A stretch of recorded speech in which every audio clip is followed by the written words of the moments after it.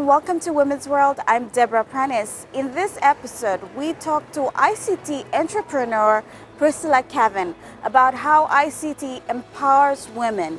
But first, we give you an insight to the life of an electrical and communication engineer from Telikom. Here's more.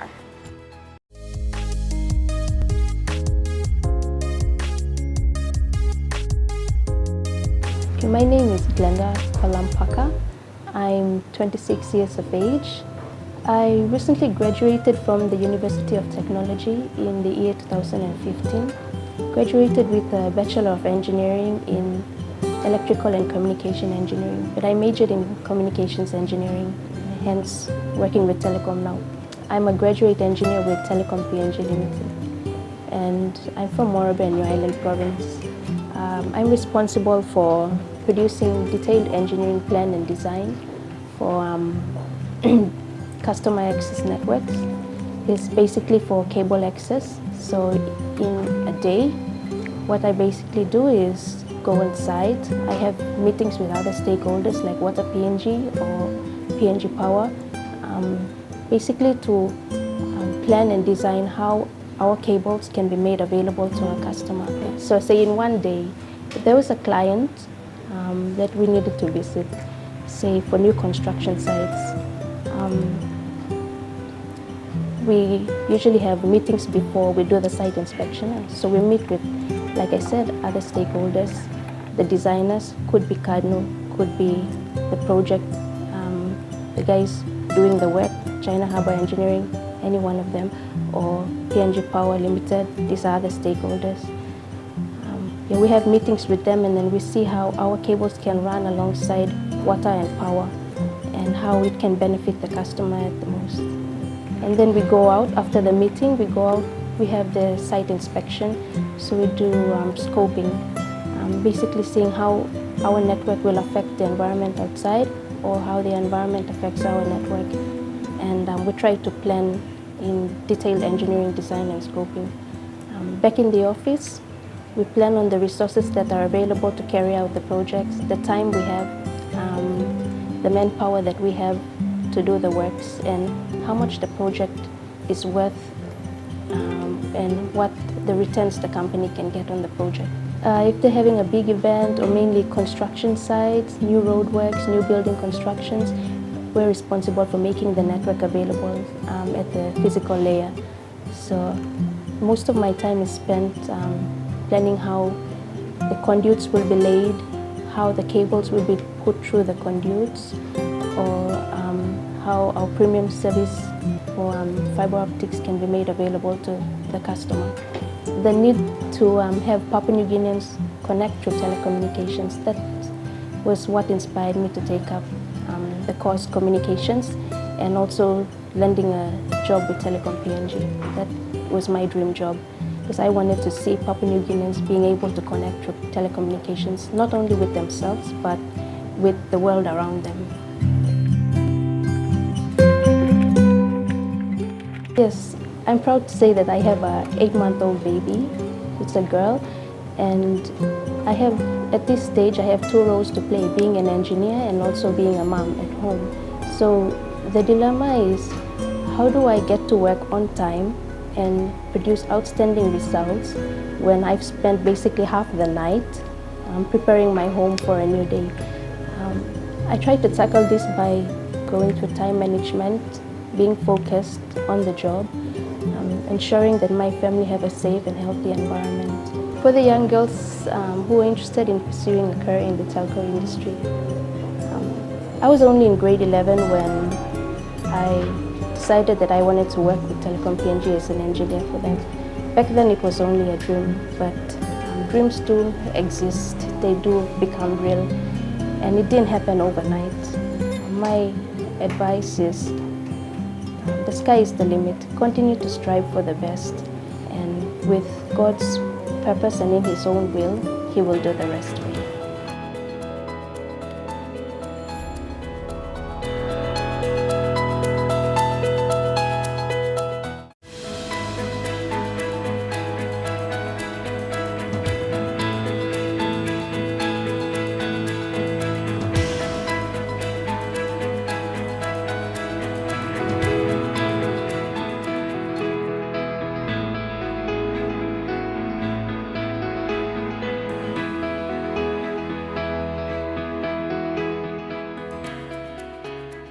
Welcome back to the show. In this segment, we talk to Priscilla Kevin. She's an entrepreneur in the ICT sector. In 2013, she established her business called Infonet, which provides ICT management system to over 20 companies. Today, Priscilla Kevin runs the PNG ICT cluster. Here is more. Priscilla, could you kindly introduce yourself, your organization, and your role in the organization? Well, thank you, Geraldine. My name is Priscilla Kevin. I basically run the initiative called the PNG Digital ICT Cluster, and also the initiative that actually stemmed out from ICT Cluster, which is PNG Women in STEM. So we're basically the executive members or the volunteers that are actually driving some of the initiatives under those, the cluster and the PNG Women in STEM. We hear a lot about the ICT sector. Could you explain to us what ICT is? All right, I have a background in computer science. I graduated from the University of Technology in 2000, in year 2000. And ICT is very new to this country. Internet came to this country in around 1993. So we're roughly about 20 years old, in the ICT field itself. ICT stands for Information and Communications Technology, and it is the platform that actually creates connectivity, basically connecting people around the world that use particular devices and systems to exchange data and to share information. Could you describe to us women's participation in ICT in PNG? Oh, well, they say that, ICT is a male-dominated field. So it's hardly, you would have a few women going into the industry. But, in Papua New Guinea, there's a lot of women now that are, in the employment sector that are actually running ICT roles. They're running ICT manager, they're CIOs. We have, system engineers, systems administrators, software engineers that are also women. So I think in terms of female participation, we have it's a slow breakthrough. There's few women coming through. I mean, computer science program in Unitech has probably less than 3-4 per class out of 30 plus males. So you can see that's still a really big gap where the encouragement for more women to take up ICT fields. Could you give us an insight into your education background and how you chose this path?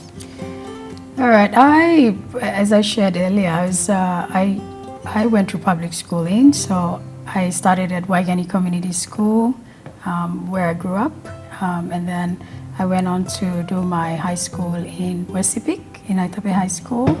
At that time, there's no ICT. There wasn't any ICT at all. We didn't use computers or anything. We worked on books. And then I went on to do my higher school in Sogeri National High School.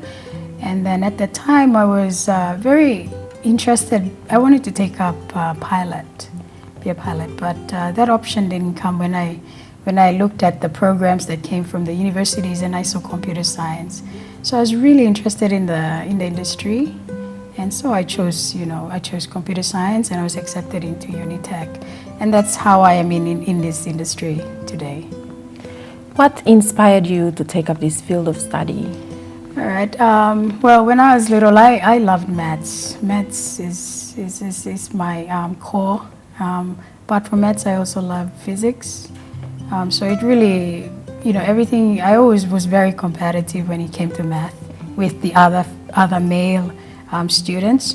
So we basically compete on those levels. And that was my interest. I just loved maths and the intrigue behind it.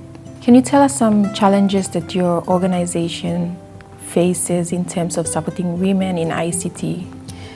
In PNG it's very difficult. We don't have, proper legislation to support, underrepresented or underdeserved groups that, need to venture into these industries. We also have, look at the curriculum that is taught in our early primary school right through to our national schools and universities. We're still lacking in the ICT space, and the education that needs to be promoted and defined and developed well. So those are some of the challenges. Curriculum is one. But then there's also the, mentoring and coaching networks, role modeling. Like a lot of our girls need to look up to, role models that they can aspire to be, or they can gain confidence and connect with and build their interest in those fields. So those are some challenges that we basically face as an organization. Apart from the known one is the funding, getting the right funding to support initiatives to actually boost those interests. So you're a woman that's in a field that's deemed as a male-dominated field. Can you tell us some of the challenges you face personally, and how have you overcome them? Okay, I think in ICT, there's I think gender balance is there. We get a lot of respect from our male colleagues in the ICT space, respecting our skills and knowledge, and I find that very, very supporting. And it's what's driven us to do some of these things that we've done, because of the good support from our male colleagues in the ICT industry. I might not say for the others, but we find that it's very gender neutral. It doesn't matter. We get good support from both, It's the male and the female working together in the field to actually, support the industry and move it forward.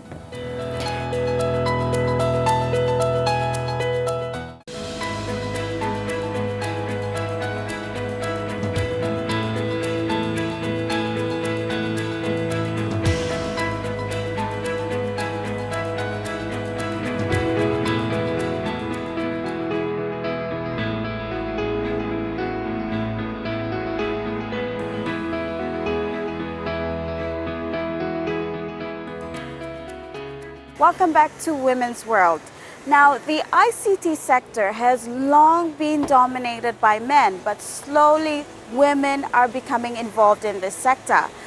Priscilla Kevin is one of those women. She now talks to us about how ICT empowers women. Geraldine Calabai with more. So one of the initiatives that you're in is the digital ICT cluster. Can you give us an insight into that? Okay, the digital ICT cluster was an initiative started in 2014, funded by the European Union in collaboration with the Pacific Islands Private Sector Organization and in collaboration with PNG Business Council and the PNG Chamber of Commerce. The initiative was started in 2014. The funding ended in July 2014.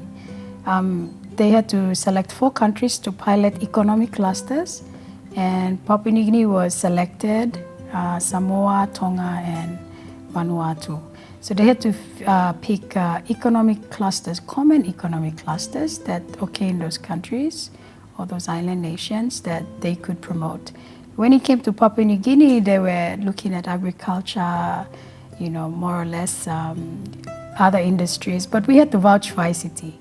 Because we know that the generation today is evolving into that space where more and more of our young people are getting exposed to ICT technology, and they're getting very interested. So we feel that ICT industry also provides high-paying jobs. It also promotes innovation. As you can see, a lot of global corporations right now are, solving some of the world biggest challenges through ICT. And, that's something that Papua New Guinea can, participate in, not just also for global solutions, but also for our local problems that we face, and how can we use ICT to solve the issues that we are facing. So that's how I see, in terms of our initiative, is really to start promoting local Papua New Guineans, their talent in the industry, and that's what the cluster is all about. And I think I shared some time ago on our social page and also on my wall on Facebook was about a 19-year-old, 19-year-old self-taught, did not finish from uni, but who is now running, co-founded a company in ICT, and is running and his software engineering programs and solutions. So you can see those potentials, they're there. We need to provide platforms that can be able to bring out those kinds of talent and to promote them in our country. How does ICT empower women? Okay, ICT, I think I got this research question, I think from APEC as well.